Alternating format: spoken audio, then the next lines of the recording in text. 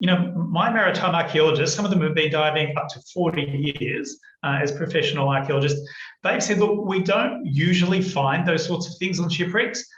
Fantastic if you do. That's just absolutely awesome to get that bit of identifying wreckage.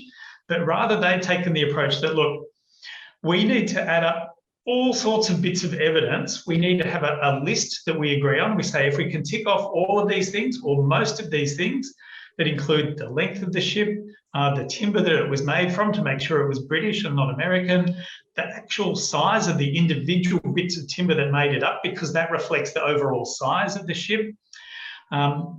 The fact that it was deliberately sunk, in other words, had holes chiseled or cut with an axe in the side of the ship to make it sink in a hurry to keep the French out.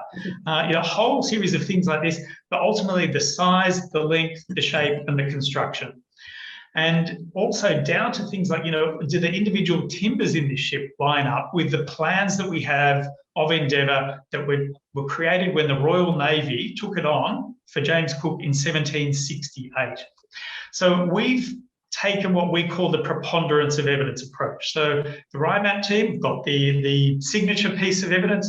We've got the preponderance of evidence. As I said, it's philosophical differences. We have different ideas of what you need before you can say this is definitely Endeavour.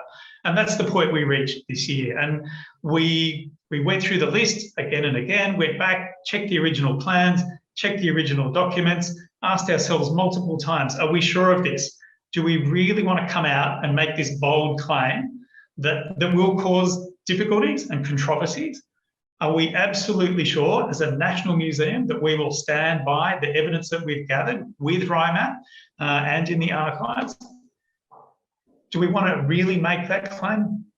Yes, we do. We are confident in the process, in the quality of the evidence, in the quantity of the evidence, and the fact that on balance it all adds up to the fact that this shipwreck could only be the Lord Sandwich or the Endeavour.